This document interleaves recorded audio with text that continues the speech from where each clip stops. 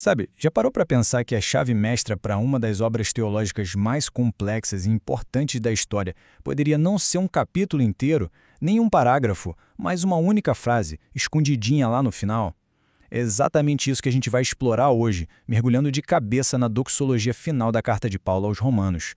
Um versículo só, Romanos 16, 27, que funciona como um ponto de convergência, sabe? Quase como uma pedra de roseta para a gente decifrar a arquitetura monumental de todo o livro. E a pergunta que vai guiar a gente nessa jornada é justamente essa. Como é que uma única frase, que à primeira vista soa quase como um PS, pode ser o ponto focal para 16 capítulos de uma teologia tão densa, tão revolucionária? Como que um simples louvor no finalzinho pode carregar o DNA da carta inteira? Pois é esse mistério que a gente vai começar a desvendar agora, palavra por palavra, conceito por conceito. Porque, veja bem, Romanos 16, 27 não é um simples tchau. É um ato deliberado, calculado, de um arquiteto genial que, depois de construir uma catedral teológica imensa, coloca a última pedra, a pedra angular que trava toda a estrutura no lugar. Cada argumento sobre lei, graça, pecado, justificação, tudo que ele construiu antes, encontra seu ponto máximo bem aqui. Então, vamos começar a explorar essa arquitetura. A nossa primeira parada é entender a estrutura da carta como um todo. Paulo não está só jogando as últimas ideias no papel. Não. Ele está executando uma manobra literária brilhante, fechando um círculo perfeito que ele mesmo abriu lá no início, 16 capítulos atrás. A técnica para isso tem nome, chama-se inclusão. Pensa nela como se fossem os parênteses de um texto. O autor começa com um conjunto de temas e lá no finalzão ele volta exatamente para aqueles mesmos temas, criando uma espécie de moldura que unifica e dá sentido a tudo que está no meio. É um sinal claro de que tudo foi muito bem pensado. E em Romanos, esse versículo final, o 16, 27, é um eco preciso e superpotente dos versículos de abertura, lá em Romanos capítulo 1. E quais são os temas que formam essa moldura? Bom, são simplesmente os pilares da carta inteira. Primeiro, o Evangelho, as boas novas da ação de Deus para salvar. Depois, as Escrituras, que prometeram e testemunharam esse plano desde o começo. Aí vem o mistério, aquilo que antes estava oculto, mas que agora foi revelado em Cristo. E, finalmente, o grande objetivo de tudo isso, a obediência da fé entre todas as nações. Paulo passou 16 capítulos tecendo esses fios e nesse último verso ele amarra todos eles num nó de pura adoração. Agora vamos dar um zoom, focar na primeira palavra da doxologia. Uma única palavrinha que, lá no coração do Império Romano, soava como um ato de insurreição teológica, um desafio direto a todo o sistema de poder e de crença que dominava o mundo daquela época. A palavra é mono, que a gente traduz como ao único. Gramaticalmente, a função dela é de exclusão. Teologicamente, é uma bomba. Ela não diz apenas que Deus é um, ela vai além. Diz que ele está sozinho em sua categoria. Não existe nada nem ninguém que possa ser comparado ou colocado ao lado dele. É uma declaração de singularidade absoluta, total. O contraste disso com o ambiente romano do primeiro século é gritante. Roma era um verdadeiro supermercado de deuses, com divindades para cada aspecto da vida. O próprio imperador era chamado de Senhor, Salvador, Filho de Deus.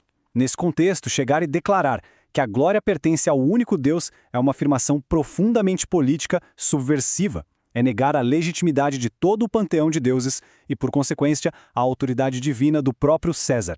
E essa frase resume perfeitamente o impacto disso. É uma declaração de que a lealdade final não pertence ao Estado, nem a nenhum poder terreno, mas somente a este Deus único. É o eco do Shema Israel. Ouve, ó Israel, o Senhor nosso Deus é o único Senhor, só que agora transformado num grito de guerra para a igreja que não era judaica, bem no centro nervoso do império. Vamos em frente. Paulo não se contenta em chamar Deus de único. Ele imediatamente adiciona outra qualidade, o sábio. Ao único e sábio Deus. E essa sabedoria, veja bem, não é algo teórico, abstrato. É uma sabedoria prática, que foi demonstrada na solução de um dilema cósmico que parecia simplesmente impossível de resolver. A palavra grega aqui é sofô. Isso não se refere a um conhecimento de enciclopédia, sabe? No pensamento de Paulo, a sabedoria de Deus é sua genialidade estratégica, sua perícia em engenharia cósmica para resolver o maior de todos os problemas, o impasse entre a sua própria justiça e o seu amor pela humanidade. E o problema era exatamente este paradoxo. Pensa comigo.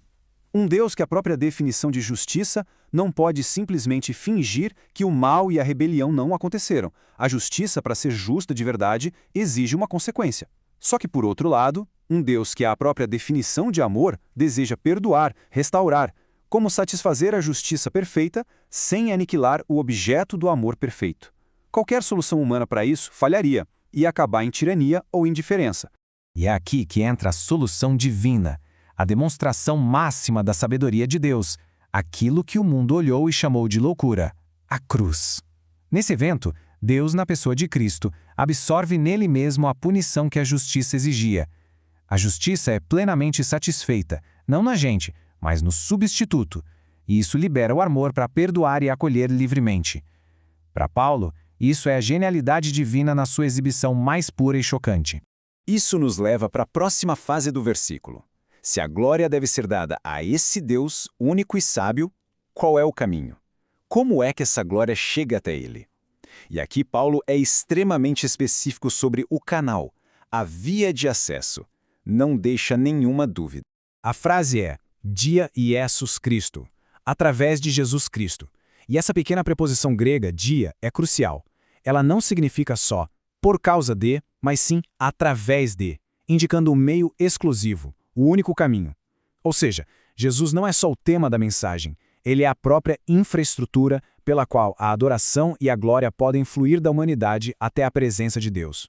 E essa imagem ajuda muito a gente a visualizar a necessidade absoluta dessa mediação. A santidade e o poder de Deus, no seu estado bruto, vamos dizer assim, seriam como um fogo consumidor para nós, seres humanos pecadores. Qualquer tentativa de se aproximar diretamente resultaria em aniquilação. Mas através de Cristo, o mediador, essa mesma presença avassaladora se torna uma luz que aquece, que ilumina e que dá vida. Então, o que é exatamente essa glória que flui para Deus? A palavra grega é dox, mas a mente de Paulo está totalmente enraizada no pensamento hebraico, na palavra kavod. E kavod literalmente significa peso. Não no sentido físico, claro, mas no sentido de substância, de importância, de significado, de realidade. O ponto crucial é este. Dar glória a Deus não é oferecer algo que ele não possui. É a gente reconhecer o seu peso infinito, a sua realidade suprema. É alinhar a nossa percepção com a verdade do universo, reconhecendo que, na balança da existência, Deus é a substância mais pesada, mais real e mais significativa que existe. Todo o resto é derivado, é secundário. E, finalmente, Paulo sela esta magnífica doxologia com duas palavras que a projetam para a eternidade, desafiando, mais uma vez, as pretensões do seu tempo e, na verdade, de todos os tempos. A expressão pelos séculos dos séculos é uma tentativa de forçar a linguagem humana a tocar o conceito de infinito. É um hebraísmo que literalmente empilha eras sobre eras.